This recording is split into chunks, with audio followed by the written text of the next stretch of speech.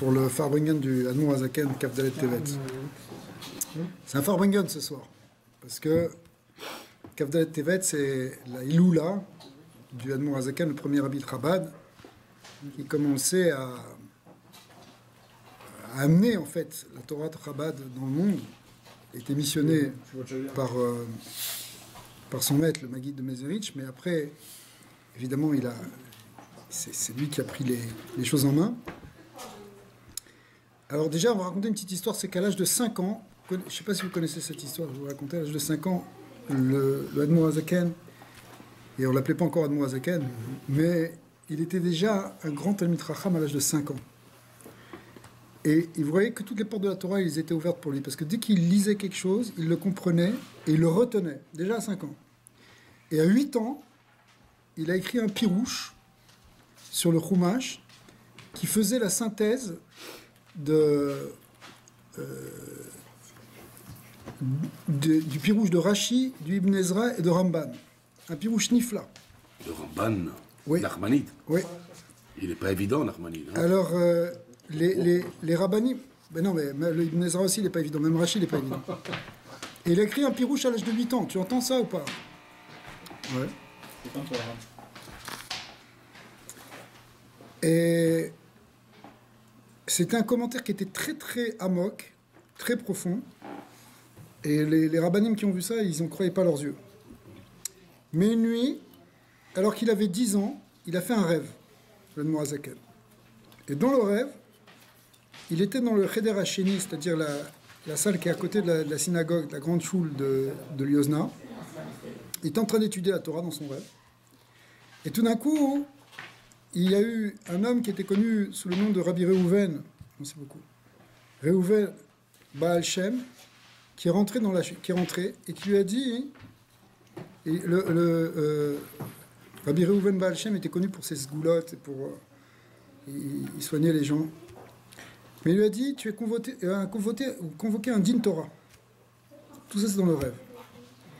Et alors le petit il a dit, moi, mais qu'est-ce que j'ai fait? Allez, rentre dans la synagogue et tu verras la réponse. Il lui a dit, le Rabbi Reuven. Elle est rentrée dans la choule, et là-bas, hein, il y avait 3 rabbinim de la ville qui étaient avec leur talit sur la tête, qui étaient assis pour faire un tribunal. Et à 2 mètres de eux, il y avait 3 vieillards qui se tenaient là et qui étaient habillés en blanc.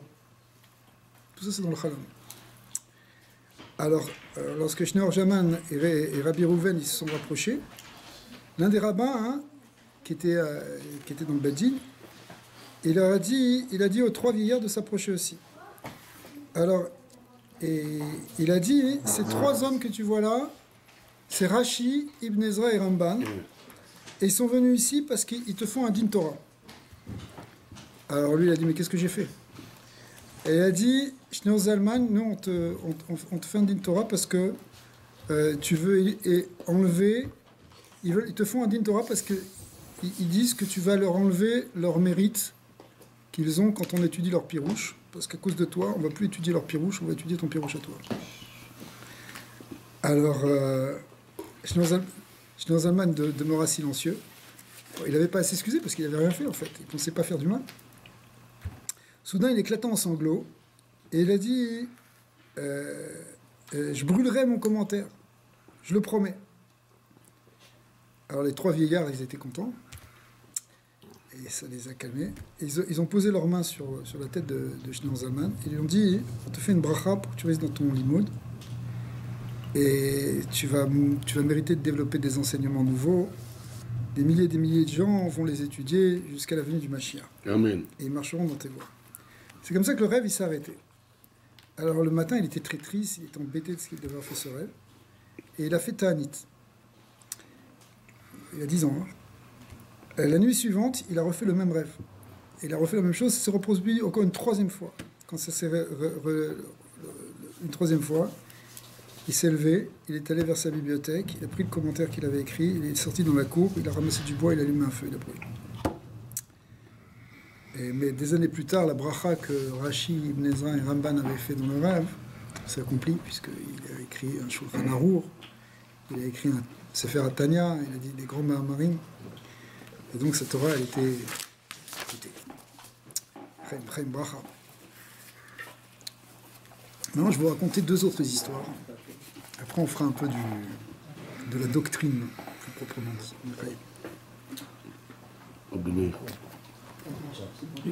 C'était qui son prof, le Maguid? Ouais, le Maguid de Mezerich. On va voir ce que Le Maguid l'appelait Zalmouch. Ouais. Zalmi.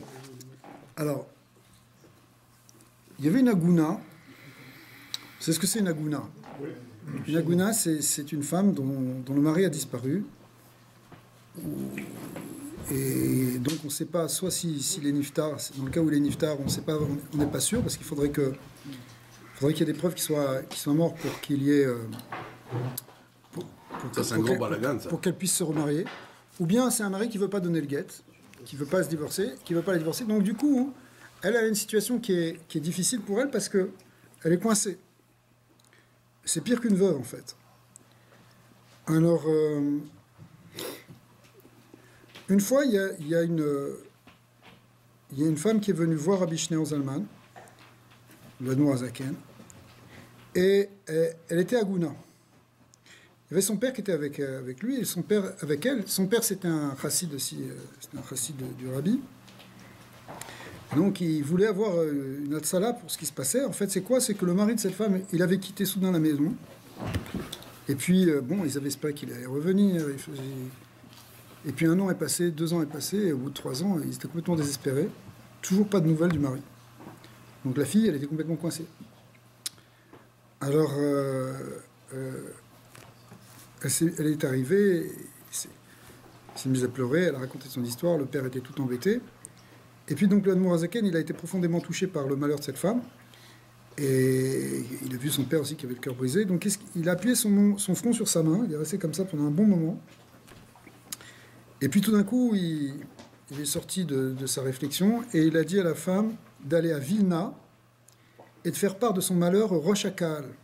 Le Rosh Hakal, c'est-à-dire le chef de la communauté. Et en ajoutant que si ce dernier prenait ce cas à la légère et qu'il pensait que ça ne valait pas la peine, voire que c'était même insensé de venir demander si loin, comme ça, eh bien, qu'il ne pourrait rien faire, eh bien, la jeune femme, au lieu de se décourager, elle devrait insister et ne pas lâcher le Rosh Hakal, ne pas lui laisser de répit jusqu'à ce qu'il se passe quelque chose. Elle lui dirait qui l'envoie, c'est-à-dire c'est qui l'envoyait, c'était l'Admour Azaken, et lui répéterait qu'il est en son pouvoir, avec l'aide d'Hachem, de la secourir dans son malheur. Et si on n'était pas ainsi, le rabbi l'aurait pas envoyé là-bas. Bon, il faut savoir qu'à cette époque-là, la Chassidut Rabad, la Chassidut Bederer Klal, elle était... la Chassidut, elle n'était pas encore acceptée vraiment dans le clan d'Israël, en particulier à Vilna, où il y avait il y avait là-bas des misnagdim, des gens qui étaient contre, parce que il y avait encore des rumeurs, on ne savait pas exactement quelle était la teneur de la Chassidut. Les gens pensaient encore à l'époque que la Chassidut, ça allait être une koula par rapport à la Torah, et que, alors après ça, ça avait qu'au contraire, c'était les Chassidim qui gardaient le plus, donc qui ont le plus gardé la Torah, les mitzvot et les chumrot. Alors, à Vilna, là-bas, c'était le bastion, on sait, la ville du Gaon de Vilna, c'est le bastion des Mitnagdim, des opposants. Et le Rosh Hakal, il s'appelait Rabbi Meir Raphaël, lui-même c'était un des Mitnagdim avertis, d'accord? Il était...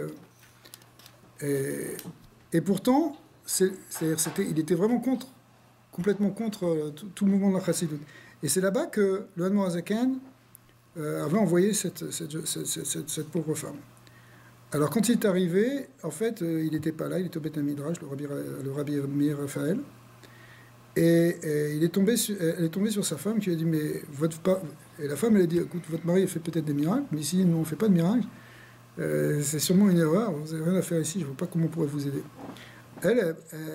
Donc, déjà, la femme, elle lui a mis une barrière. Bon, elle est restée devant la porte, elle a attendu. Quand il est arrivé, elle a commencé à lui raconter son histoire, et lui, évidemment... lui, il n'avait pas l'air de trouver ça, d'y croire non plus à cette histoire, mais comme elle a insisté, elle a tellement dit c'est l'Admour Azaken qui l'envoie, ça n'arrangeait rien de dire que c'était l'Admour Azaken qui l'envoyait, parce que pour lui, l'Admour Azaken, ça ne voulait rien dire, au contraire. Et bon, alors, lui, il a essayé de lui dire, bon, oublie tout ça, mais finalement, elle a tellement insisté que lui, il a dit, écoute, va maintenant, là-bas, on a un endroit pour faire Nasatorim, un endroit pour accueillir Va, tu vas rester là-bas. Elle a dit, ok, mais je veux que tu me promettes que tu vas faire quelque chose. Et tous les jours, elle venait le voir, jusqu'à... Parce qu'à la fin, il a dit, bon, d'accord, je vais essayer de faire quelque chose, mais il ne savait pas du coup. Il a essayé de faire ça pour s'en débarrasser, parce qu'il ne savait pas quoi faire. Va trouver son mari, d'où il le connaît. D'accord. Et à part ça, ça commence à faire un peu du bruit dans la ville. Alors, il y avait des gens qui commençaient à rigoler, qui se moquaient, etc. Donc, c'est quoi cette histoire farfelue d'envoyer Nagouna de l'autre côté jusqu'à Vilna, depuis Liozna, ça fait pas de sens, etc. Et donc, bon, puis après, c'est retombé un peu, on n'en parlait plus dans la ville, et lui, il n'y avait que ce Rabbi Raphaël qui était sans arrêt harcelé par cette femme qui venait, selon ce qu'avait dit le Admor Asken, venait tous les jours lui demander de faire quelque chose. En fait, lui, c'était un riche marchand, c'était un parnasse de la ville, et dès qu'il y avait des choses aussi pour intervenir dans la communauté, il le faisait. Par exemple, il y avait quand il y avait des gens qu'on emmenait en Sibérie, ils passaient par Vilna, et en Sibérie, des fois, il y avait des juifs. La seule faute en général qu'ils avaient fait, c'est qu'ils n'avaient pas leur papier de résident, parce qu'en Russie, on ne pouvait pas travailler n'importe où, on n'avait pas le droit de résider non plus n'importe où. Il y avait une zone qui était confinée pour les juifs, et s'ils sortaient, et s'ils n'avaient pas les papiers, ils pouvaient se retrouver en Sibérie. Et donc, lui, quand on les faisait passer par là, comme il avait une fonction communautaire et qu'il connaissait le milieu des notables et de la police, alors il pouvait intervenir et il sauvait il arrivait à récupérer des gens qui étaient condamnés pour ce genre de crime, entre guillemets, évidemment. Et quelques jours après que cette femme soit venue, donc, on lui a donné une liste des noms des gens qui venaient justement d'être emprisonnés. Il y avait quelques juifs dedans. Et il a vu ce qu'il voulait. Et quand il est tombé sur la liste, il a eu un choc parce que il a vu que c'était le nom de la personne que la femme recherchait. Donc, bon, il s'est dit, je vais vérifier, c'est peut-être un hasard. Enfin, le cœur battant, il est allé. Et finalement, il a amené la femme. Et la femme est venue. Elle a reconnu évidemment tout de suite son mari. Mais son mari, il a dit, ouais, mais moi, je ne veux rien entendre avec elle. Alors, il a dit, regarde, tu vas être libéré doublement là maintenant. Tu vas lui donner un guet, tu vas être libéré d'elle, et tu vas sortir de prison aussi grâce à ça. D'accord. Alors évidemment, il a donné le guet, ça a libéré la femme, et ça fait un petit rash dans la ville de Vilna. Il y avait ceux qui disaient, bon, ok, c'est quand même quelque chose. Il y avait encore quelques récalcitrants qui disaient, ouais, ça peut être encore une coïncidence. Tout ça. Mais le rabbi Meir Raphaël, il a été un peu ébranlé par toute cette affaire, parce que lui, il a vu le miracle en direct. Parce que, d'où le Admor Hazaken, il savait que ce gars-là, il allait passer maintenant dans ce poste de police quelques jours après. D'accord. Donc ça, c'est des niveaux de roi à Kodesh extraordinaires, en fait. Et donc, alors, en fait, il y a une autre histoire qui vient après, et ça se passe toujours à Vilna, et dans le Beth Midrash de Vilna, il y avait toujours des gens qui passaient, des gens qui venaient étudier, et le Shamash, il connaissait un peu tous les gens, mais tout d'un coup, il a vu un étranger qui est venu, et il sortait un peu des catégories. D'habitude, c'est soit des pauvres, soit des Talmidei Chachamim qui passaient, et lui, il avait un look un peu différent, et il l'a vu, il s'est assis, il a étudié la Gemara pendant 2 heures. Après, il a sorti un morceau de pain, il s'est mis à manger. Bochaba. Alors, après ça, le Shamash qui regardait comme ça du coin de l'œil, il lui a dit Shalom Aleichem. Il a voulu faire connaissance un petit peu. Et il lui a dit qu'il est bienvenu, qu'on va lui réserver un lit dans la maison de Hartnasat Ochim, et qu'on va lui donner à manger, qu'on va lui donner ce dont il a besoin. Mais cet étranger a dit qu'il ne voulait rien, qu'il avait besoin de rien, et que pour dormir, ça lui suffisait le Beth Midrash. Qu'il allait dormir au Beth Midrash.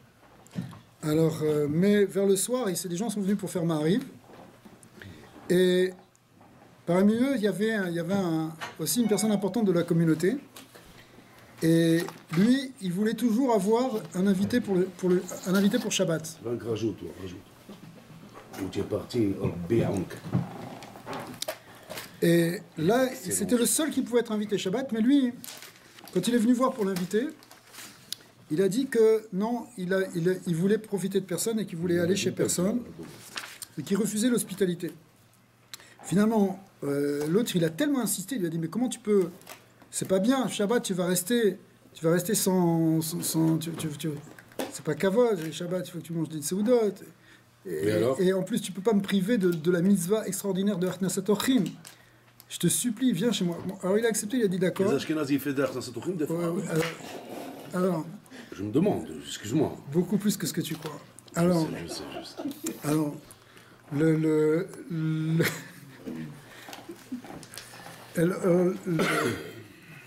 il a dit d'accord, mais je vais venir seulement manger parce que dormir, je vais dormir au Beth Midrash. Ouais. Dormir, je vais dormir au Beth Midrash. Alors, il est allé et quand il a commencé à faire une Seouda, alors c'était une première Seouda, hein. Ils ont commencé à parler de Torah, il a vu que c'était un Talmid Racham, et mais il était l'autre était très content, hein, mais au bout d'un moment, à un moment, il a lâché un grand soupir. Alors lui, il n'a pas trop osé, l'étranger qui était de passage, il n'a pas trop osé lui demander. Il a vu qu'il avait quelque chose qui lui pesait sur le cœur. Puis ça a recommencé aussi Shabbat matin. Ils ont fait encore une Seouda, ils ont échangé aussi des paroles de Torah extraordinaires. Et ils se sont beaucoup appréciés l'un l'autre, mais à un moment, il a vu qu'il soupirait aussi. Et la même chose, Seouda Shlichit. À la fin, à Melavé Malka, il y a eu la même chose.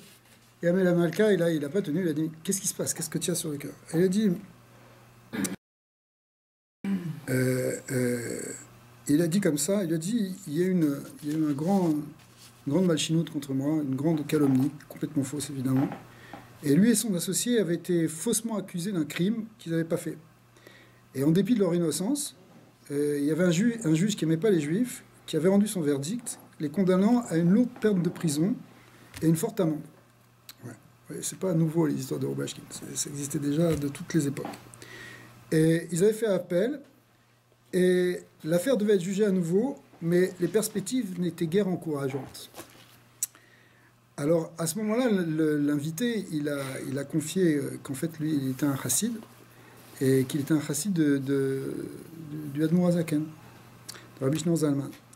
Et que, justement, il était en voyage parce qu'il était de passage, parce qu'il allait chez le rabbi, il allait voir son rabbi. Alors, il a dit, si vous voulez m'écouter, vous devriez aller jusque chez le rabbi, pour lui demander une etzah, une bracha, un conseil, une bénédiction. Je suis sûr qu'il peut vous aider. Comme tout chassid, quand il voit quelqu'un qui a un problème, il dit va chez le rabbi. Alors l'autre, il a dit je ne sais pas très bien comment, je vais demander à mon associé, et s'il est d'accord, on ira tous les deux. Alors le lendemain, le chassid il est venu le voir, et l'autre, il est allé voir, entre-temps, il est allé voir son associé. Et effectivement, comme on l'a dit tout à l'heure, à cette époque-là, et surtout à Vilna, les chassidim, ils n'étaient pas tellement bien vus. Au contraire, on ne comprenait pas encore ce que c'était. Et donc, il n'était pas du tout chaud, l'autre. Et ils ont dit, écoute, je ne sais pas, on va demander à Rabbi Meir Raphaël, celui de la première histoire. Le même, puisque c'était lui le Rosh Hakal. Et lui, Rabbi Meir Raphaël, après l'histoire qui était arrivée de cet Aguna, il a vu, hein, il avait évidemment commencé à changer son avis sur les choses. Alors, il lui a dit, donc eux, ils pensaient qu'il allait les jeter, puisque lui, c'était celui qui était à la tête de l'opposition contre la chassidoute. Et pourtant, il a dit, bon, c'est peut-être pas une mauvaise idée, après tout, qu'est-ce que vous avez à perdre? Allez-y. Alors, en fait, les gens, ils n'ont pas compris sa réaction, mais nous, on la comprend un peu mieux, parce que lui, il avait déjà changé un peu son avis, et il s'est dit, peut-être là, ça va permettre de voir la preuve, qu'est-ce qui va se passer à ce coup-là. Donc on va les envoyer, on verra bien ce qui va se passer, si ça marche encore, les brachot du Admour HaZaken ou pas. Alors... il a fini chassid après ce rabbi. On va y arriver, effectivement. Alors, avec cette visite... Le cocher. Donc il s'est dit, ça va être une bonne occasion de faire un petit test encore. Alors finalement, ils sont partis et ils sont... Lui, il leur a dit, alors allez-y, vous avez que vous avez à perdre, ils sont partis. Ils sont partis pour Liozna et le rabbi les reçut et ils ont raconté leur situation qui était complètement désespérée. Et le rabbi leur a dit, je vois que vous êtes des Talmidei Chachamim, et que vous avez beaucoup de connaissances. Est-ce que vous pouvez me dire, il y a un chazal qui dit, il y a un endroit dans la Gemara qui dit, les Chachamim disent que le Malchuta de'ara ke'en Malchuta de Leila, que la royauté, le règne terrestre est à l'image du règne céleste. D'accord. Alors, le Admor Azaken a posé la question, ça veut dire quoi ça? Qu'est-ce que ça veut dire qu'un roi humain, il peut ressembler au roi des rois? Ouais. C'est quoi ce que les Chachamim m'ont dit? C'est quoi le sens de dire que Malchut d'en bas ressemble à Malchut d'en haut? Mais quel rapport? Alors, ils se sont regardés, ils ne savaient pas quoi répondre, ils ne connaissaient pas le Tirout. Et en fait, le Tirout, il fallait de la chassidoute pour comprendre ça. Parce que, je vais vous le dire, dit le Rabbi. Il a dit quand Akadosh Baruch Hu est arrivé, il s'est révélé la première fois à Moshe Rabbeinu, c'est ce qu'on est en train de lire en ce moment dans le Chumash. Okay. Il lui a dit de parler aux enfants, aux Bnei Israël, et que le Dieu de leur père allait les libérer de l'Égypte, du joug égyptien. Et Moshe Rabbeinu a dit, mais s'il me demande, ma Shemo, comment il s'appelle? Qu'est-ce que je vais dire? Et qui est? Alors, Hachem alors, l'Admor Azaken, il fait une dracha ici, il leur a dit que Hachem leur a dit que son nom c'était un mystère, mais que sa shrina, sa présence, elle est évidente partout dans le monde. Mais que son nom, on ne peut pas le prononcer. Ouais. Ce n'est pas par son nom, mais par ses œuvres que Dieu est connu. On ne connaît pas Hachem dans son essence. On n'arrive pas. Ce qu'on connaît, c'est comment il se manifeste. Ce qu'on appelle dans la Chassidut ou dans la Kabbalah, la Malchut. Ouais, justement, la Shrina, c'est la Malchut. C'est le côté, la manifestation de Dieu, c'est sa royauté, sa majesté. Par exemple, alors on peut pas parler de Dieu lui-même, on parle de sa Malchut, on parle de sa majesté divine, de sa grandeur, de sa majesté. Et de la même manière, un roi humain, bien qu'il ait un nom personnel aussi, il a un nom propre, mais bien que les sujets ne connaissent pas le roi personnellement, ils savent que le roi, ils l'ont peut-être vu une fois, etc., mais ils ne le connaissent pas personnellement, ils ne peuvent même pas l'appeler par son nom, ils disent « Sa Majesté ». D'accord? C'est-à-dire que le roi lui-même, en bas, c'est comme le roi d'en haut, que le roi d'en haut, on ne peut pas le toucher lui-même, on touche sa malchoute. Eh bien, le roi d'en bas aussi, ça a été fait à la même image. Alors ils ont trouvé ce chazal. C'est une explication très intéressante, mais évidemment ils étaient un peu déçus parce qu'ils sont venus pour demander une bracha pour être libérés, il leur a fait un shiur de Torah. Donc, qu'est-ce qu'ils ont gagné? Donc ils sont repartis, ils étaient un peu décontenancés, ils se sont dit qu'est-ce qu'on est venu faire, peut-être on a perdu notre temps. Et ils sont revenus très négatifs, et puis en plus, alors ils sont retournés voir le rabbi Meir Raphaël, le rabbin, et quand il a dit ça, quand ils ont raconté ça, il a haussé les épaules, il n'a rien dit, et dans sa tête, il s'est dit peut-être je me suis trompé après tout. Finalement, le jour du procès est arrivé, et ça approchait en tout cas, et les deux associés se rendit à Pétersbourg, qui était la capitale de la Russie, évidemment, et ils avaient des avocats, mais les avocats ne nourrissaient guère d'espoir. Au mieux, ils obtiendraient une réduction de peine. Ouais. Maximum qu'on pouvait avoir. Mais, cependant, quand même, il y a un des avocats qui a eu une idée. Il a dit peut-être qu'avant le jour du procès, on pourrait aller voir le ministre de la Justice et lui faire une requête. Et alors, ils ont commencé à prendre des informations. Ils apprirent que le ministre, il avait l'habitude de faire une promenade tous les jours dans le parc, chaque matin, avant d'aller au ministère. Il y avait un parc à côté du ministère, il se promenait un petit peu là-bas, après il rentrait dans le ministère. Donc ils sont allés de bonne heure, et ils ont attendu qu'il passe.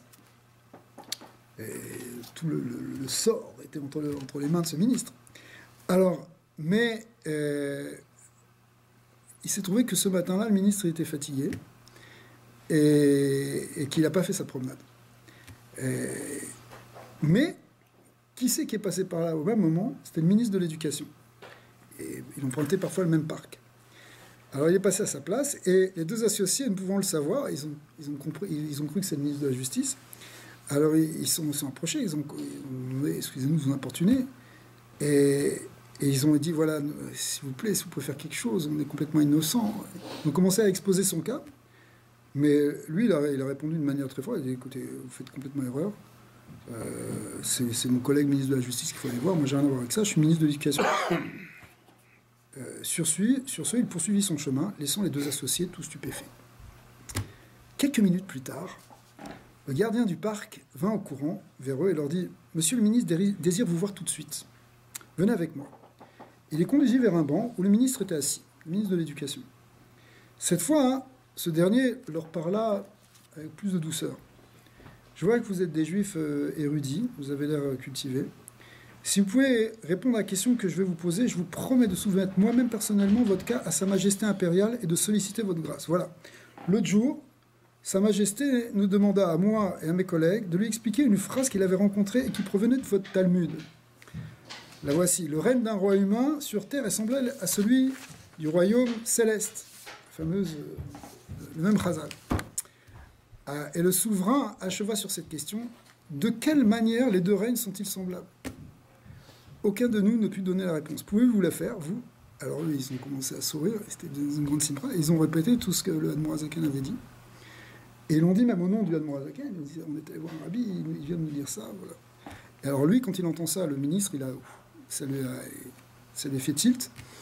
Et il est allé lui-même le répéter au roi, au tsar. Et ils ont intervenu pour libérer évidemment tout de suite ces choses-là. Alors, évidemment, quand ils sont revenus, ça a été un grand Kiddush Hashem aussi pour le Rabbi Raphaël. Et le Rabbi Raphaël, il a pris ses affaires et il est parti à Liozna. Ouais, il est devenu un chassid. Il est devenu un chassid du Admorazaken. En plein ça. Ouais, un grand chassid. Aïe aïe aïe aïe aïe aïe aïe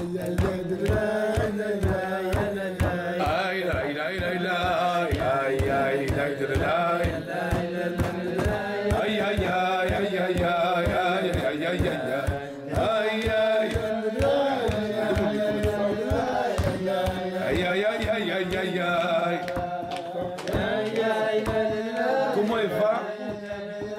Voilà. Voilà, je donne $100 à Yoel Moshe. S'il te dit comment elle s'appelle ta troisième. Vas-y, dis-moi. J'entends pas. Sarah Adassa. Il y a le Rabbi. Écoute cette histoire, c'est pour toi, Aaron. L'Echaim, Rabbi L'Echaim. On fait pas L'Echaim Admorazaken. L'Echaim, une bonne délivrance pour sa femme. Ezrat Hashem, un garçon, je t'en supplie, fais quelque chose dans les cieux parce que tu dis pas rien, tu te sors des filles. Alors, Ezrat Hashem, un garçon, Ezrat Hashem, une bonne réussite des études, un bon petit. Déjà que tu l'as brisé à vie, il a là, alors un petit garçon, Ezrat Hashem, une bonne délivrance pour les Naomi. Et à foutre sur ma Ezrat Hashem. Chaim. Je peux te dire aucun secret, tu les répètes, Aaron. Alors, Rabbi Avraham, c'était le fils. Rabbi Avraham, c'était le fils du Maguide de Mezerich. Le Maguide de Mezerich, c'était un très très grand. C'est pas vraiment Malach. On l'appelait Rabbi Avraham Malach. Pourquoi on l'appelait Malach? Parce qu'il était complètement moufchat minagashmiut. Il n'avait aucun contact avec le matériel. Il était comme un ange. Il était tout le temps en train d'étudier la Kabbalah et la Pnimut Torah, la Chassidut. Et alors le Maguide, il les a mis en contact avec, il a mis en chavruta avec le Admorazaken. Ils étudiaient. D'ailleurs, quand c'était du Niglé, c'était le Admorazaken qui enseignait surtout, et qui enseignait la Lacha. Et quand c'était la Chassidut, c'était le Rabbi Avraham qui enseignait. Alors on dit souvent que le Admorazaken, il a dit qu'il a volé du temps au Rabbi Avraham, parce que il devait faire une heure, ou quelque chose comme ça. Et lui, il tournait la montre pour que le shiur de Chassidut, il dure plus longtemps, parce qu'il voulait apprendre le Chassidut aussi. Alors, une fois, ils étaient en train d'étudier un union de Kabbalah, Bepnimiut, Be'amkut, les Gamré. Et le Admorazaken a dit, il faut que je m'arrête un petit peu, j'ai besoin de me reposer. Et il s'est levé, il est allé dans la cuisine, il a pris un bagel avec du beurre. Alors le malach, il a vu, il a dit, mais quoi, tu peux manger maintenant? Ils étaient dans des sodot atsumim du Etzraïm. Comment tu peux arriver maintenant à manger? Alors pour lui, il est détaché de manger. Mais le Noazaken, il a dit, ils étaient jeunes encore les deux, hein, il a dit qu'il a ressenti une telle aliyat à Neshama qu'il a senti que sa Neshama allait le quitter. Sa Neshama allait quitter son gouffre et qu'il allait mourir, quoi. Alors, c'est pour ça qu'il est allé manger, parce que pour faire redescendre sa Neshama, pour pas que sa l'écoute elle soit tellement haute pour qu'il monte. C'est ça le Inyan, le Mourazaken, c'était. Il y a des fois, quand il priait, on ne pouvait plus le retenir. D'accord.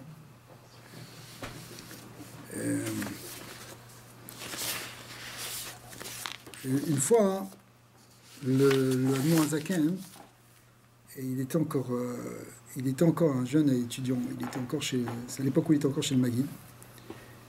Et il était pensionnaire dans une maison de la ville qui appartenait à une veuve. Un jour, donc, il est arrivé, donc lui c'était un jeune Tomtram, il avait 18 ans, 19 ans, et il a vu que la propriétaire, elle était couchée par terre, elle pleurait de manière hystérique. Elle sanglotait, et elle a dit que son fils unique, il a décidé de se convertir au christianisme, et il est détenu dans un monastère, dans une pièce verrouillée. Ouais. Alors, il a dit, vous inquiétez pas, Bezat Hashem, on va ramener votre fils. Bon, mais rapporter le sort de cette femme au Maguid, c'était difficile, parce que le Maguid, lui, il s'enfermait dans sa chambre, et il étudiait la Torah pendant des heures, et il contemplait les choses, il était dans son monde. Et à l'extérieur de la porte, il y avait son gabaï, et son gabaï, il faisait rentrer personne. Le gabaï du Maguid de Mezerich, il filtrait beaucoup, on ne dérangeait pas le rabbi comme ça. Alors que le Baal Shem Tov, qui était le maître du Maguid, le Baal Shem Tov n'avait pas de gabaï. Il n'avait pas de gabaï. Mais on raconte que le Baal Shem Tov, dans sa chambre, il y avait tellement de lumière que personne n'osait rentrer. Il n'y a pas besoin de gabaï. Parce que on ne pouvait rentrer que si le Baal Shem Tov il t'appelle. S'il t'appelle, il te fait rentrer. Mais sinon, personne ne va penser pouvoir rentrer dans sa chambre. Mais le Maguid, lui, était très faible physiquement. Il avait beaucoup de problèmes de santé. Donc, par exemple, pour servir le vin du Kiddush, le Baal Shem Tov, il se servait lui-même. Il remplissait lui-même son kos de Kiddush. Alors que le Maguid, c'était son gabaï qui lui remplissait le kos de Kiddush. Et le Admorazaken, des fois, il faisait comme le Baal Shem Tov, et des fois, il faisait comme le Maguid. Mais donc, pour revenir à notre histoire, c'était pas évident de rentrer pour déranger le Maguid. Alors, il a dit, regardez, il a dit à la veuve, il a dit, demain, c'est vendredi après-midi, quand le gabaï il va sortir, le masquer il va sortir, il va sortir pour aller au mikvé, moi je vais vous rentrer à ce moment-là dans la chambre du rabbi. Et à ce moment-là, vous rentrez, vous lui dites ce qu'il y a à faire, et Bezat Hashem, il va vous sortir de votre problème. Alors effectivement, dès que il a profité que le secrétaire n'était plus là, et il a fait rentrer la femme, et à l'intérieur, le Maguid, lui, était occupé à faire ses préparations spirituelles pour le rentrée de Shabbat. Parce que le Shabbat, il faut se préparer physiquement. On range la maison, on prépare la nourriture, on met les vêtements, mais il y a aussi des achanot au niveau rouchani pour être mekabel, la neshama yetera. Il faut faire aussi... Alors lui, il était dans ses kavanot et dans ses yehudim pour faire entrer le Shabbat. Et donc, il était un peu comme surpris de voir ça, apparemment, en tout cas. Mais la femme, elle était si brisée qu'elle est restée silencieuse à la porte, elle n'arrivait même pas à dire un mot. Alors... le Maguid lui a fait un geste, il a dit qu'elle peut partir. Alors elle est sortie finalement, elle n'a rien dit, etc. Elle était encore plus amère et déçue. Mais Rabbi Shneur Zalman était convaincu que le Maguide connaissait la misère de la veuve jusque dans les moindres détails. Après tout, les tzadikim, ils n'ont pas besoin forcément qu'on leur communique comme nous par des paroles, ils peuvent comprendre à un autre niveau. Ils peuvent recevoir des informations d'une autre manière. Donc après le départ de la veuve, le Maguide ne fit aucune mention d'elle ni le but de sa visite, il n'en a pas parlé. Mais lorsque le secrétaire il est revenu du mikvé, le Maguide a ordonné à tous ses élèves de rentrer dans son bureau et pour faire Kabbalat Shabbat avec lui dans sa chambre. Alors, bon, évidemment, tout le monde est rentré, c'était inhabituel, parce que d'habitude, ils allaient à la choule. Et après la tfila, le secrétaire a commencé à mettre la table pour le repas du soir. En général, c'était quand, chez le Maguide, le repas du vendredi soir, il durait longtemps, il y avait des chants, il y avait des explications de Torah extraordinaires. C'était mamash Gan Eden, Tarton, Elion, tout était là sur la table du Maguide. Mais en fait, on voit que mais là, ils ont pris le repas rapidement. Et même aussi, Birkat Amazon, ça a été fait rapide. Pendant tout ce temps-là, le Maguide était dans une profonde concentration et parlait sur un ton énergique et dynamique, qui tranchait avec... D'habitude, il parlait toujours doucement, avec beaucoup d'humilité, beaucoup de... C'est comme ça qu'on entendait le Maguide. Mais là, il parlait avec force. Et il a dit des chidushim de Torah qu'on n'avait jamais entendus. Et de temps en temps, il s'arrêtait et il disait « Écoutez mes frères, la douceur de la Torah. » Il faut être Tohem, la métikoute de la Torah.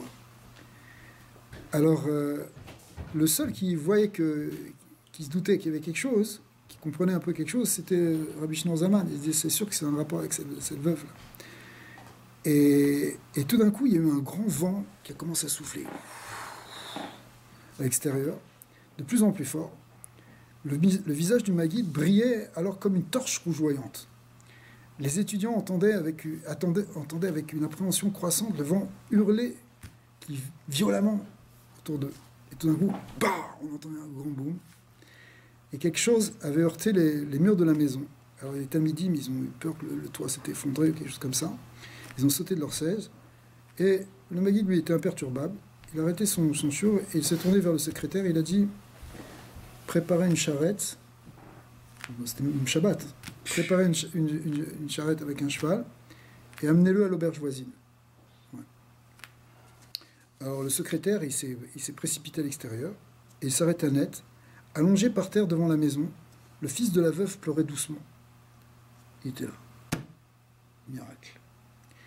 Il ne perdit pas une seconde et emmena le jeune homme à l'auberge. Après le départ du secrétaire, bon, à l'auberge, on s'est occupé de lui, il a été soigné. Mais après le départ du secrétaire, quand il est parti donc pour accompagner ce jeune homme, le fils de la veuve, alors le visage du Maguide est devenu très souriant. Et il a continué son shiur, mais c'était dans un ton euphorique. Le Maguide se retira ensuite dans son bureau et Rabbi Shneur Zalman se dirigea vers l'auberge. Lui est allé à pied à l'auberge pour voir ce qui se passait et ce qui s'était passé avec ce fils. Alors il a trouvé le jeune homme qui était assis sur un lit et qui était en train de lire la Parashat Hashavua. Et il y avait des grosses larmes qui coulaient de ses yeux. Alors il lui a demandé « Comment tu t'es échappé ?» Alors le fils de la veuve interrompit sa lecture et commença son récit. Il dit comme ça « Le début de mon évasion a commencé 2 heures avant la tombée de la nuit. J'étais allongé sur mon lit dans une petite cellule au 2e étage du monastère, déterminé à mettre ma décision en œuvre, c'est de se convertir.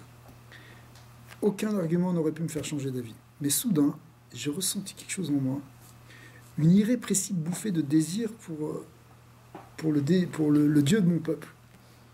Un besoin urgent de partir de là où j'étais et de rétablir ma connexion avec la foi juive. J'ai sauté de mon lit et j'ai couru vers la porte de la cellule. Je voulais la défoncer, mais elle était solide et verrouillée de l'extérieur. Découragé, je me suis effondré sur mon lit pendant environ une demi-heure. Mais les élans et l'aspiration de Ahava, d'amour pour la Torah, ça s'est intensifié jusqu'à ce que c'était plus fort que moi. Je me suis dit que c'était sûrement cela que ressent une personne morte. Aucune des choses auxquelles je tenais tellement quelques instants avant n'avait plus aucune importance.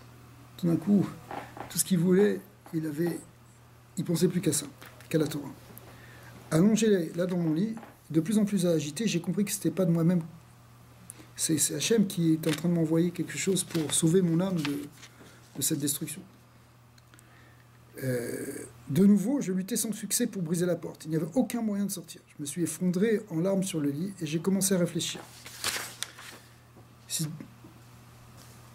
Akadosh Baruch Hu, il m'a donné ce sursaut d'amour pour lui d'un coup, c'est sûr qu'il va m'aider. D'accord. Il m'a réveillé et il va m'aider. Il faut que j'essaye. Je suis approché de la petite fenêtre de la cellule, je l'ai poussée, à mon grand soulagement, elle s'est ouverte.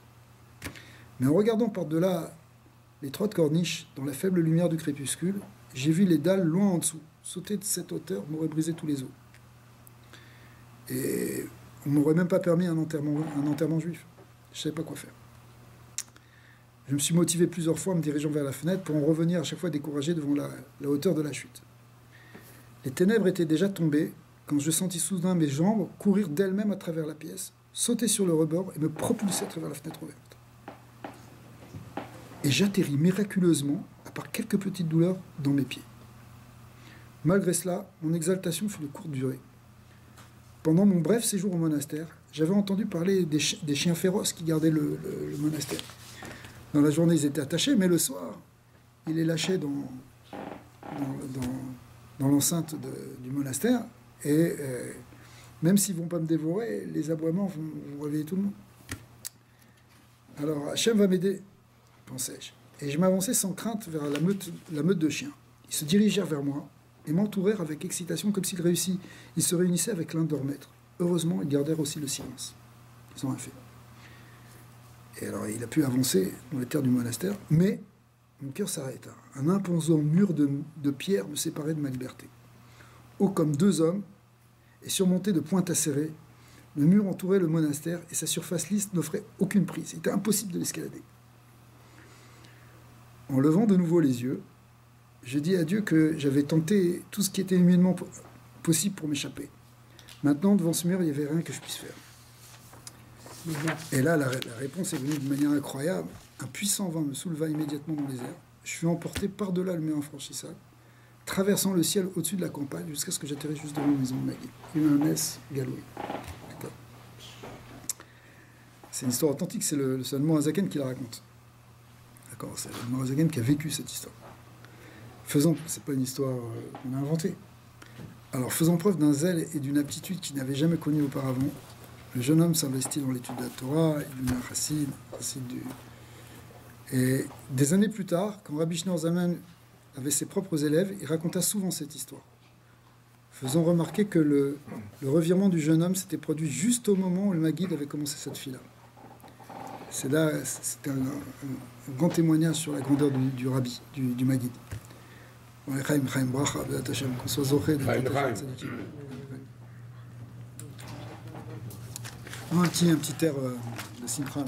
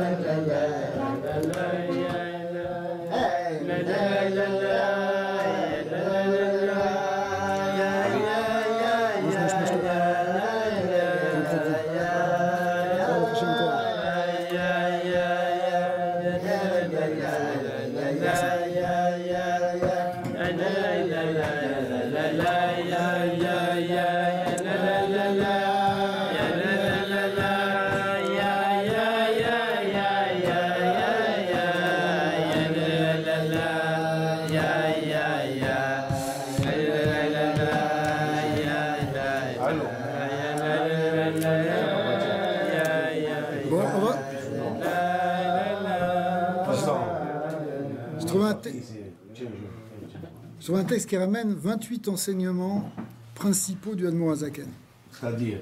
C'est-à-dire parmi les... Le Terrebé, il a enseigné beaucoup de choses. Mais il y a 28... Ici, enfin, je ne sais pas qui a dit que c'était 28, mais on va voir quelques 28 enseignements ici qui sont majeurs.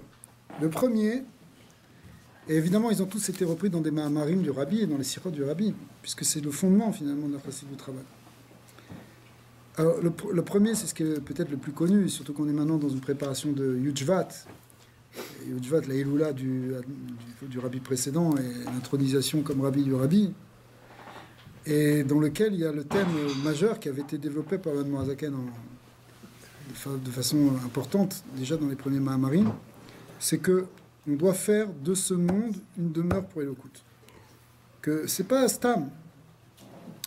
Il y a des gens qui peuvent croire que ici c'est simplement une préparation pour arriver au Olam Haba et que on doit faire des mitzvot pour avoir du mérite, pour mériter le Olam Haba. Mais l'enseignement de la Chassidut, qui évidemment est l'enseignement de la Torah, parce que c'est ce qui est marqué dans les Midrashim, c'est ce qui est au fond de toute la Torah, c'est que dans ce monde-ci, on peut faire et on doit faire de cet endroit-là un lieu de résidence de Elokut. Pas simplement que ce monde-ci, c'est un monde obscur, il faut s'en débarrasser jusqu'à ce que... Il faut vite passer là et mieux remplir son temps pour arriver enfin dans un monde de lumière qui sera l'Olam Haba. C'est que l'Olam Haba, il va se passer ici, on doit le construire ici. Et ça, c'est un des fondements parce que voir les choses comme ça, même si c'est la base du judaïsme, mais on met plus ou moins l'accent sur ça, mais le Admour HaZaken met beaucoup l'accent sur ça, ça change notre rapport à la Torah et les mitzvot. Parce que Torah et les mitzvot, c'est pas simplement pour passer le prousdour, pour passer le corridor avant d'arriver au palais qui est Olam Haba. Ce qui est vrai aussi. Mais sauf que, en fin de compte, les deux doivent se superposer. Olam Hazé et Olam Haba on doit vivre déjà une Bechina de Olam Haba. On doit amener une Bechina de Olam Haba dans ce monde-ci. C'est-à-dire que le rapport à la matière n'est plus le même. C'est pas que la matière, elle est quelque chose que, oh là là, on n'aurait jamais dû avoir ça, maintenant qu'on est obligé, on fait avec. Non, pas du tout. C'est là, dans la matière, qu'il faut révéler Hachem. C'est le tachlit. Et dans le gouffre. Et un autre point aussi, qui est très important, c'est qu'un peu de lumière peut repousser beaucoup de recherche, beaucoup d'obscurité. D'accord. Et donc, de là, on voit que la Chassidut, même si toi, tu as l'impression que tu ne fais pas grand-chose, et que ce n'est pas important ce que tu as fait, qu'est-ce que tu as fait, toi, tu penses que tu vas transformer le monde, et finalement, ta zone d'influence, et tu as l'impression que tu fais pas... C'est pas énorme ce que tu fais. Ok, il y a les grands de ce monde, ils bougent des choses, mais nous, à notre niveau, qu'est-ce qu'on a fait? Qu'est-ce qu'on fait entre toi et moi? Mais c'est une vision négative qu'il faudrait surtout pas... Il ne faut pas rentrer là-dedans, parce que même quand tu fais une petite mitzvah, tu donnes une petite lueur d'espoir à quelqu'un, tu fais un chesed, tu as l'impression que c'est pas grand-chose. Tu parles bien, tu dis quelque chose de gentil, tu soutiens, tu fais une tzedaka. Tu n'as aucune idée quel ténèbre tu es en train de repousser. Comment tu peux sauver un monde, comment tu peux changer le monde à partir d'une chose. C'était le secret des bougies de Hanouka qu'on allumait il n'y a pas longtemps. Tu allumes des petites bougies, je t'en prie, c'est des petites bougies. Okay. Aujourd'hui, c'est les grands affichages publicitaires, c'est les grands spots, c'est Times Square. Et toi, tu allumes des petites bougies maintenant. Qu'est-ce que tu es en train de faire? Mais cette petite bougie, elle n'est pas n'importe laquelle, elle a une force spirituelle. Elle finit par transformer le monde et à le changer. Ça, c'est la force de la Torah et des mitzvot. C'est la force. C'est que nous, on rajoute un petit peu de lumière et ça suffit pour repousser beaucoup de recherches. Donc, même s'il y a des milliers de personnes qui parlent mal, qui font du mal, on sait que ça va être repoussé par notre petite lumière à nous. On n'est pas majoritaire dans le monde, mais un peu de lumière pour repousser beaucoup de recherches.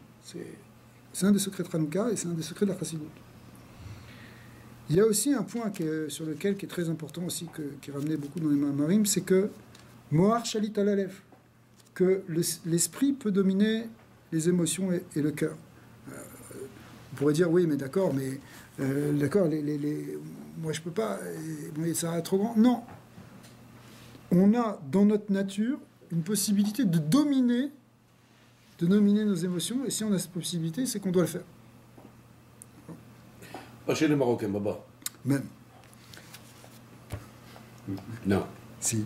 Alors, un autre point, ça aussi ça va t'intéresser Aaron, parce que c'est... Fou de moi. Non, c'est drôle. Pas de nous du tout. C'est que quoi? C'est que la tfila belo kavana, qui est gouf belo neshama. Une tfila sans kavana, c'est comme un corps sans âme. D'accord? Il y a la kavana, elle est très importante. Ça fait partie de la chassidut. On doit prier avec kavana. On dit ça sur le Litvish. Non, on dit ça sur personne. Moi, alors, je dis.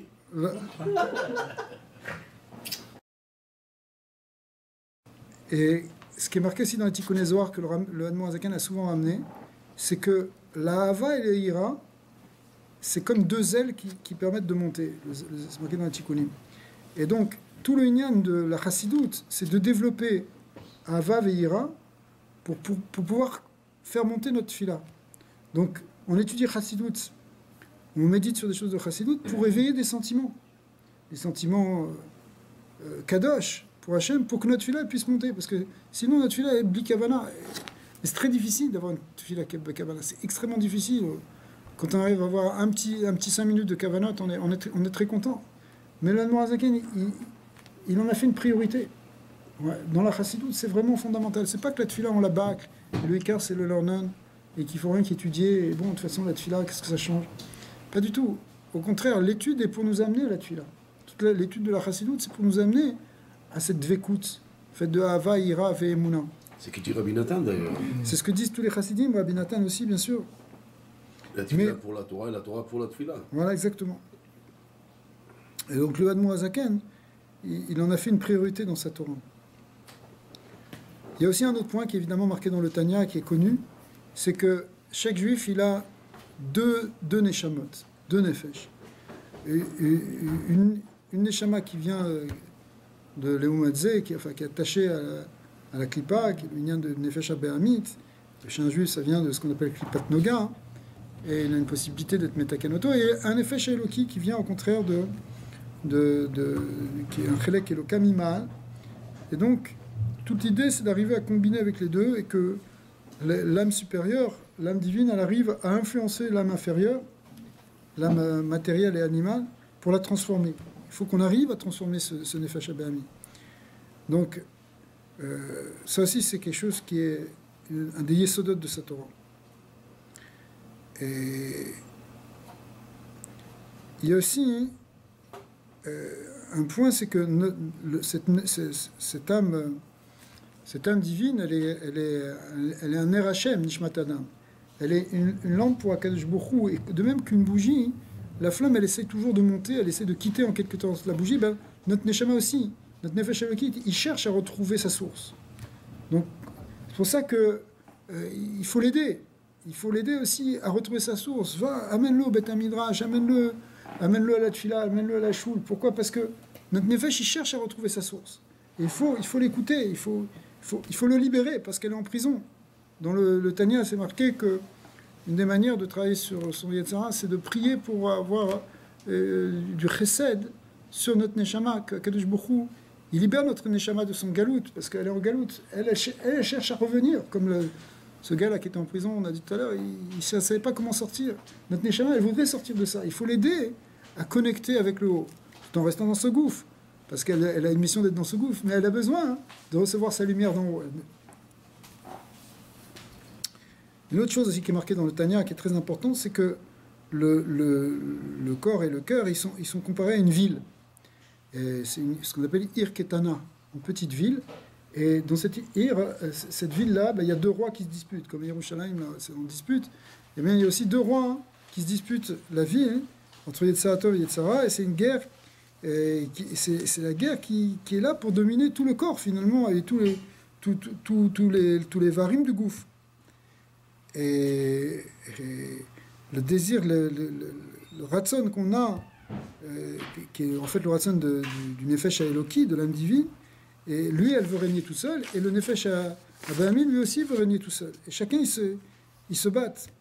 Et on doit arriver à faire gagner que le Nefesh HaEloki, il puisse s'emparer des vêtements de l'âme, c'est-à-dire ça veut s'emparer en vérité du gouffre, avec la pensée, la parole et l'action, pour arriver à dominer, que lui domine.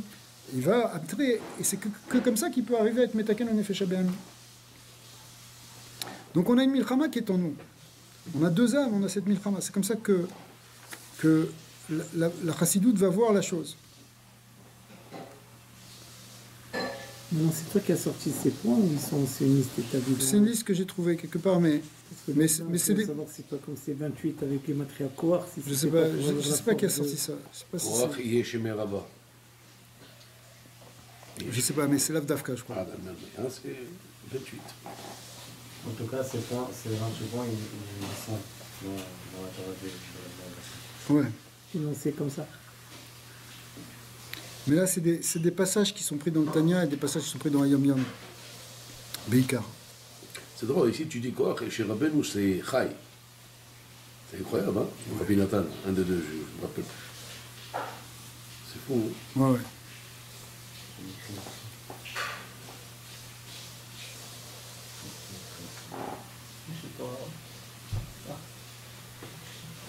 Alors, il y a aussi deux sortes de satisfaction pour Hachem.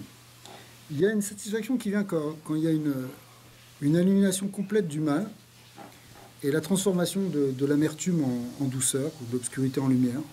C'est qui fait ça? C'est les tzadikim.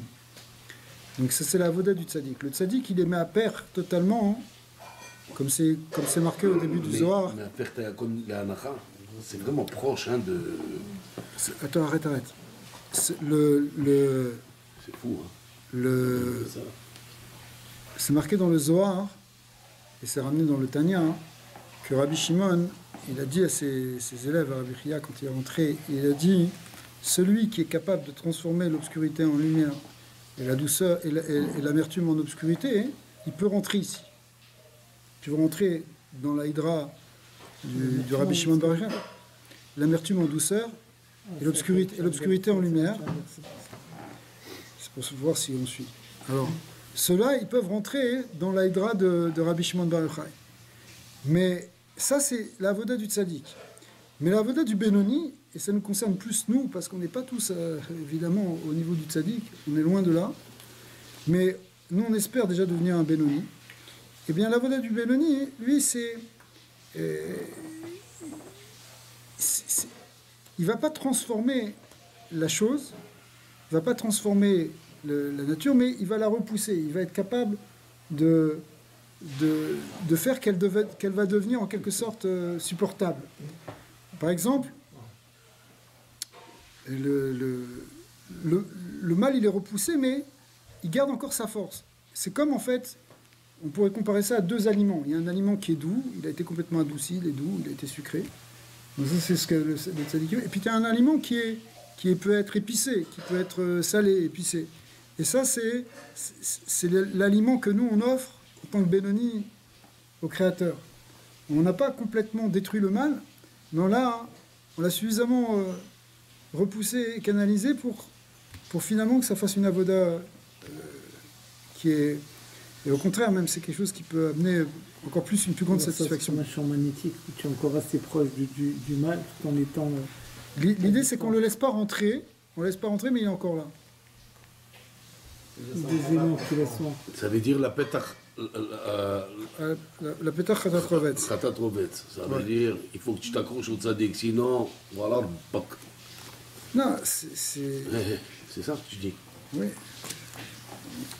Ouais. C'est la voda du Benoni. C'est-à-dire qu'il est... Non, c'est-à-dire que on est toujours, si tu veux, on est toujours soumis à la chaleur de le balagan. Le Yetzara, il est tout le temps là. Il est là. Mais tu peux le repousser, c'est tout. Mais tu peux le repousser. Et en fait, ce qu'il y a, c'est ça toute la voda du Tanya. c'est trouver la manière de le repousser toujours. Ça dépend combien on a travaillé. Mais le tzaddik, il le transforme, c'est ça? Alors le bénéfice, Ouais. Le tzaddik, ça devient doux, il n'y a plus de mal. Il y a plein de... Il n'y a plus de mauvaises marchavotes, il n'y a plus de... Ouais, comme tu dis. Alors viens encore un petit... Merci, merci. Alors, il y a un point aussi qui est marqué dans le Pérec 31 et 32 du Tanya. Je sais pas super Rabbi. Moi, Non, si, c'est bon. Ça, merci, merci. Chaim Bracha. Avec de l'eau, Rabbi. Wow. Qu'est-ce qui t'arrive? Non, ça y est. Vas-y, sers-toi. Alors, vous voulez que je vous sers? Quelqu'un? Et... Oh. Écoute ça parce que c'est un enseignement, d'un côté on est très loin de là, et d'un autre côté on peut être très près de là. Et c'est Yesodi dans le Tanya. Moi j'ai la chance. C'est que, là-bas il explique dans le Pérec 31 qu'il y a une avoda d'arriver à être mévasé, à mépriser, attention ça va choquer, à mépriser son corps, mépriser son gouffre. Comment tu vas mépriser ton gouffre? Ça n'existe pas, ça, cette histoire-là. D'accord? Eh bien, si. C'est-à-dire que tu dis, le corps, il n'est pas... Il est secondaire par rapport à la neshama. Le ikar, c'est la neshama. Et le gouffre, c'est un vêtement de la neshama. Alors, quand on dit mépriser, ça ne veut pas dire non plus qu'on doit dire que ça ne vaut rien. Au contraire, c'est avec le gouffre qu'on fait des mitzvot, on est venu dans ce gouffre pour servir Dieu. Mais on donne la priorité à la neshama. Et il dit quelque chose qui est incroyable, c'est que si on veut arriver à la vraie Ahavat Israël, un peu avec la Medbet, il faut qu'on ait établi que notre gouffre, il n'a aucune importance par rapport à notre neshama. Parce que si ton gouffre, c'est ça qui est important pour lui, pour toi, toujours, et mon petit plaisir, et mon petit machin, et qu'est-ce que je vais faire, et qu'est-ce que je vais gagner, etc. Si tu es comme ça, alors ton gouffre, il est plus important que le gouffre des autres. Et donc, tu peux pas, puisque toi, le gouffre, c'est ce qui est le plus important, et donc tu regardes d'abord ton gouffre, et donc tu peux pas arriver à vraiment une vraie Ahavat Israël. Mais si... Mais quelque chose... Attends, tu vas voir. N'interromps pas. Et si... Il donne Vishtok. Et si ta neshama, elle est plus importante, comme tu comprends que ta neshama, c'est un chelek eloka, puisque c'est ça que tu vois maintenant, mais tu vois que c'est la même chose dans l'autre. C'est ton prochain aussi, lui aussi, c'est une neshama. Or, toutes ces neshamas sont unies. Donc, à ce moment-là, au niveau des neshamot, il n'y a plus de séparation. C'est au niveau des goufim qu'il y a une séparation. C'est mechoulak au niveau du gouffre. Il y a toi, il y a moi, il y a le moi, il y a l'ego, il y a le jeu. Mais dans la neshama, il y a un yichud. Et là, tu peux arriver donc à la vraie ve'afta le'arecha kamocha, parce que l'autre c'est kamocha, l'autre c'est toi. Donc, alors que si tu es plus au niveau du gouffre, ça ne veut pas dire que tu ne vas pas faire du chesed, mais tu chercheras toujours quelque part avec un certain intérêt par rapport à toi. C'est-à-dire que tu vas regarder l'autre, tu vas dire, bon, je lui donne, mais qu'est-ce que je vais recevoir? Ou quelle va être ma récompense d'Hachem? Qu'est-ce qu'Hachem va me faire parce que j'ai donné ça? Pourquoi? Parce qu'il y a toujours ton petit toi, là, ce petit ego, moi, qui est le plus important puisque tu ne l'as pas dépassé. Donc il va toujours intervenir. Donc par exemple, tu vas donner, par exemple, je sais pas, tu donnes Tzedaka, mais tu te dis, si je donne cette Tzedaka, Dieu il va me récompenser d'un autre côté. Mais c'est un principe physique. Dès qu'il y a un vide, il faut le combler. C'est un principe de la nature. Quand quelqu'un il donne une partie de lui. Donc c'est comme si dans son être, il réclame la compensation de combler ce vide. Mais ça, c'est parce qu'il est au niveau du gouffre. Parce qu'au niveau de la neshama, il voit l'autre comme une partie de lui-même. Donc c'est ça qu'il donne. Sinon, il n'arriverait même pas à donner. Il cherche... Quand tu es au niveau de la neshama, c'est là que tu peux atteindre le vrai lishma. En d'autres termes, c'est ça qu'il explique. Tant qu'on donne une importance trop grande à notre gouffre, forcément, notre avoda même de chesed, elle est chez le lishma. Alors quand quelqu'un le yir patlo, zélo, c'est la meilleure façon de faire Ahavat Israël. Et c'est que comme ça qu'on arrive à la vraie Ahavat Israël. Donc c'est pour ça que l'idée de Hitpashtut Minagashmiut, de détachement et de méditation, c'est pas simplement pour atteindre une dvekout, qui pourrait être même égoïste d'une certaine manière. C'est aussi pour arriver à la Havat Israël. Ouais. C'est pour l'enseigner aux rabbins qui eux-mêmes disent. Je sais pas, moi, j'essaie de la. Rabbi Meir, J'essaie déjà de l'apprendre pour moi. C'est déjà pas comment mal. dire, je vais essayer d'expliquer avec des... non, mais moi je vais expliquer dans cet arbre avec les mots, les vrais mots. Des Najdodia. J'ai peur que tu me... Ne mélange pas. Ce que je vais te dire ici, en fait, celui-là qui n'a pas le Msirut Nefesh, il ne peut pas faire ça. Il n'y a que le Msirut Nefesh. Tu peux le faire aussi avec... Impossible. Si tu fais le Msirut Nefesh, c'est vraiment l'Ishma. Sans Msirut Nefesh, tu ne peux pas faire l'Ishma. Quelqu'un peut dire, je vais faire une Tu peux pas être à Montbey et traiter les vaches, c'est pas l'Ishma. Peut-être attendre Impossible. Impossible, c'est que tu dis. Mais en attendant, tu as vu le bonhomme là. Il y a ici des gens qui ont... Tu as vu le bonhomme, celui-là qui est en Sibir, un Rabbinique, et moi je le vois dans le YouTube comme ça, je le regarde, je dis qu'est-ce qu'il fout là-bas celui-là? Il se tape les moins 40 pendant 5-10 ans là-bas, avec ses enfants qui parlent russe. Ça c'est quoi ça? C'est quoi ça? Il faut tendre à ça. Il n'y a pas à tendre. Ça c'est Nefesh. Ça il voit que le neshama de l'autre, il ne voit pas le corps. Qu'est-ce qu'il va faire sur le khali là-bas? Qu'est-ce qu'il va faire si ce n'est pas l'ishma? Pourquoi? Non. Oui, mais quoi? C'est aussi une attente. Mais pas du tout. Non, parce que... Tu ne t'es jamais attendu à avoir une... Mais ça sur le chemin d'avoir n'importe qui ici. Même ici, en faisant le Sirut Nefesh, ici c'est la même chose. Oui, mais tu peux le filtrer. Ça c'est quelque chose à atteindre, mais c'est pas quelque chose que tout le monde va atteindre comme ça. Non, tu sais pourquoi ils font ça les gens là? Parce que tout simplement, je vais te choquer de tes oreilles. Écoute bien. Parce qu'ils ont reçu une aura du rabbi. Point à la ligne. Moi je te parle clair. Moi j'ai pas de filtre. S'ils n'ont pas la force du rabbi derrière eux, jamais, même s'ils rentrent dans le vent de leur race, de leur mère, ils reviennent, ils ne pourront pas le faire. C'est la force du rabbi qui leur donne. Une seconde, je reviens, je vais te répondre. Réponds. En attendant, je vais aller fumer une. Non, reste là. Qu'est-ce qu'il y a? Pourquoi je dis pas la vérité, rabbi? Je dis la vérité. Alors c'est tout, c'est mon langage. Donne-moi un verre d'eau, prends-en deux, tu vas voir, tu vas...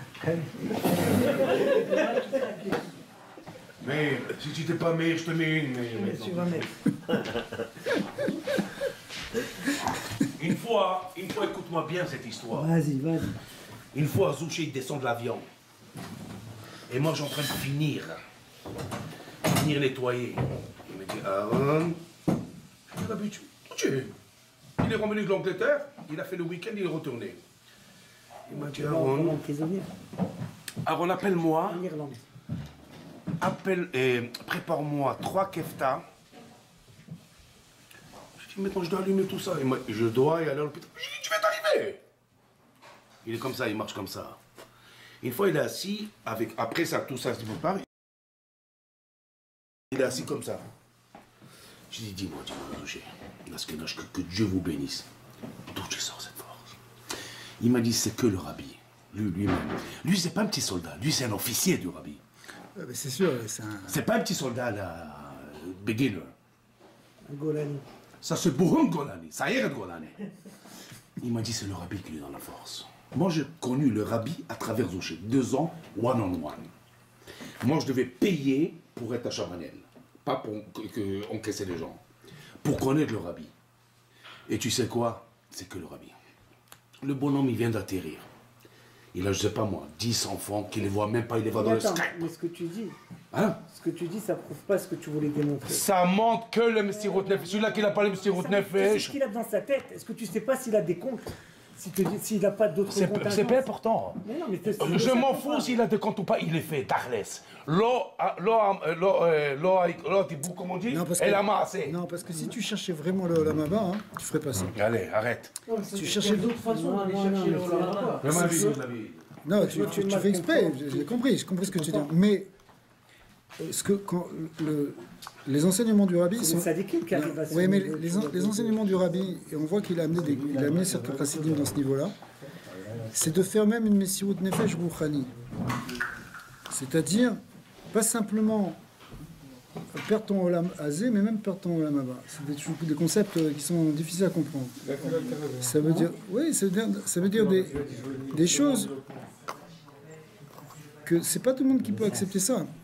Ça veut dire des points de avoda. Ce que je veux parler, c'est que sur ce chemin, tu vois, il y a toujours une contingence, et si pur est l'individu, mais tout le monde a fait des petits calculs. C'est de ça qu'on parle. Tu peux pas être. Tu peux pas être. C'est seulement le tzaddik qui arrive à ça. Mais nous, on aspire à ça. On aspire à être. Ce que je dis, c'est un but, c'est une tendance. Non, mais chacun a son niveau de bitoul, mais c'est vrai que l'exemple typique quelque part, c'est un vrai bitoul de mettre toute sa vie de côté pour aller faire la chute du rabbi. Ouais, 100%. C'est sûr. Du goût. Et là, de cette façon-là, tu peux vraiment montrer la façon de mais des fois, la ligne, elle est fine dans le bitoul et un mode de vie, tout ça, tu vois, ça a été... Il y a des lignes fines. Après, il y a des... Enfin, c'est un mode de vie aussi pour cette cause, tu vois, pour ces gens qui sont... Non, maintenant aujourd'hui, c'est genre... avant les shluchim, quand ils arrivaient dans une ville, ils devaient difficilement s'intégrer et faire ce qu'ils veulent faire. Aujourd'hui, genre, on les attend. Oui, c'est plus facile. Les villes, donc c'est facile, il n'y a plus de combat. Plus Mashiach il arrive, et plus ça se dévoile le côté que quand Mashiach va venir, c'est la transformation. Plus que le combat et de... Je veux dire, aujourd'hui, c'est plus de la lumière, c'est pas tu combats l'obscurité, c'est juste tu mets de la lumière et l'obscurité elle part d'elle-même.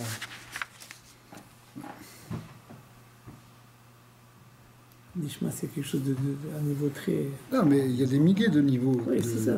Il faut tendre vers ça. Et... Mais ça ne change pas que quand on met Mevatel son corps, alors après on se dit, qui dit qu'il n'est pas plus grand que moi dans sa source, Mitzat Neshama. Et donc automatiquement tu vois, si dans 10 ans, nous tous on ne touche pas un de ces gâteaux, on pourrait dire, tu vois, que les cours auront servi à quelque chose. Tant que c'est nettoyé, tu vois. Ça, c'est une autre histoire de Moazaken. C'est l'histoire avec le sel. Je vais attendre que le rêve est pas. Ça, après, j'ai une histoire pour toi. Oh, tu vas comprendre c'est quoi le petit route nefesh. Écoute bien le Rama, Rabbi Meir Aziza. Une fois, ça a dit, elle est venue d'où Matouche. Oh, il a dit à Aaron, ça y est, j'ai vu. Tu as dit que tu allais attendre qu'il parte. Tu as fini ou non, Rabbi? J'ai dû finir, ouais, sûrement quelque part. Il a dit, on fait pas briquer ou merde? Oui. Parce qu'en fait, excuse-moi, juste pour donner un petit détail, c'est qu'en fait, même si on fait Messirut Nefesh et qu'on se transmet, à la fin, tant que Mashiach il est pas là... Ce côté des plus agressifs. Juste pour une précision. Tu te lèves, il tape. Tant que Mashiach il est pas là... Je m'assois là-bas. Tant que Mashiach il est pas là, il ne peut pas y avoir le vrai bitoul. C'est-à-dire c'est un semblant de bitoul. C'est pas ma problème. Tu as tout compris. Reste. Voilà un Ista qui fait du petit route nefesh. Alors écoute-moi bien, il est venu avec des orotes là-bas, tu le touchais, tu brûlais. Il m'a dit Aaron, ça y est, je vais faire des petits routes nefesh. Il n'a pas fini de dire ça. C'est pas des petits claques qu'il a reçus, c'est des battes de baseball. Il n'y a pas une chose plus difficile au monde, and read it, take it any bank you want, que de faire Messirut Nefesh. Tu appelles ça comme tu veux, l'ishma, l'olishma, pakor, appelle ça où tu veux. C'est cela qu'on a vu en février 93. Hein? Nous, comme on était Khlal Khali, à côté du Liban, Hanouka, quel Bako, quel Shabbat, quel rien. Et on voit deux nounouns arriver, escorter un petit camion. Nous, on les regarde comme ça, tout sale, machin, full loaded. Fully loaded. Non, on n'est même pas ça. On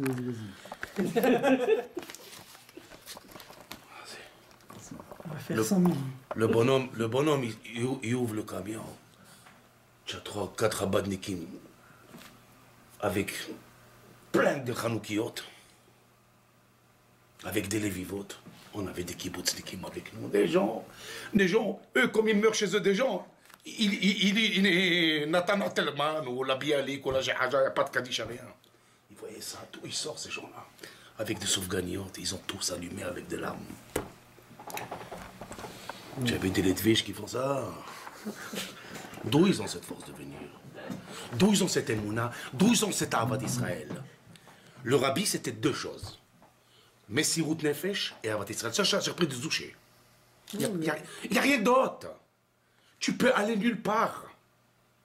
Je ne vais pas essayer de te convaincre. Mais qui a contredit ça? Non, parce que toi, tu m'as dit quelque chose. Toi, tu m'as dit quelque chose qui m'a dérangé. Je suis parti fumer ma cigarette et avoir une réflexion.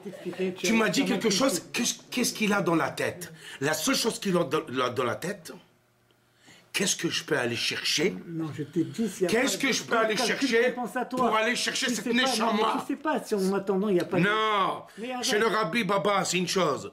Tu es juif, tu passes. C'est ça qu'il avait l'amour. C'est ça qui est la différence de tout.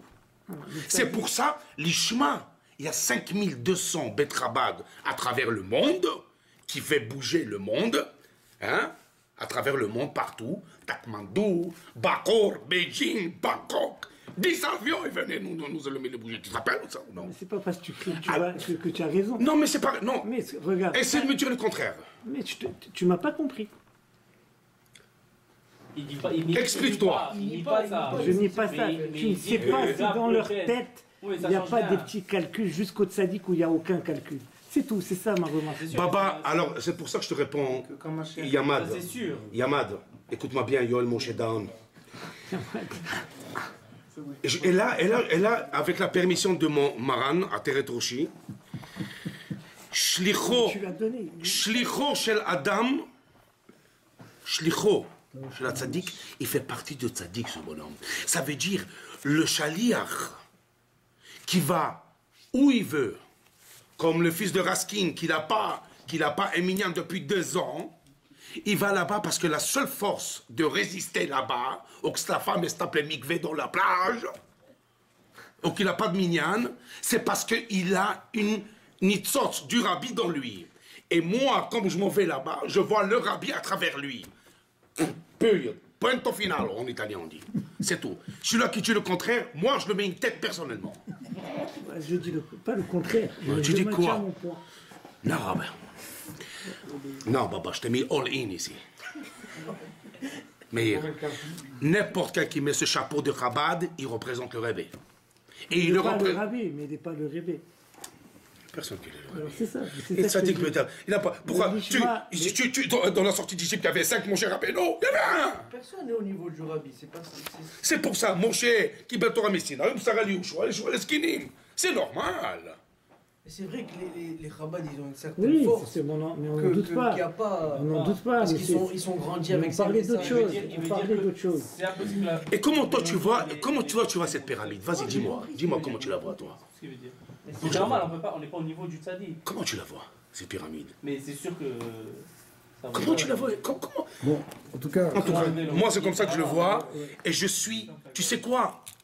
Merci à Kadosh Baruch Hu qui m'a donné la force de comprendre la chose de cette façon.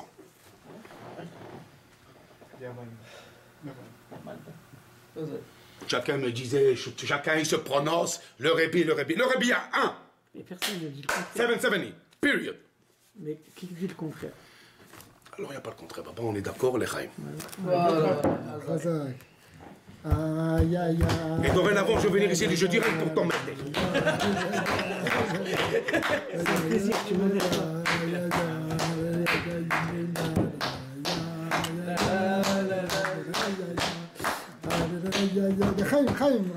J'espère que tu vas tenir ta parole. Orbi, il donne dans cette maison rien que le bonheur, Atzlacha, Parnassa, Shefa, Sheyemachlis Olchim, Messirut Nefesh. Besimcha. Un petit garçon, ne te sois pas trop à côté de lui, je t'en supplie là, parce que... Mais ça va aller, Bezrat Hashem. Chaim.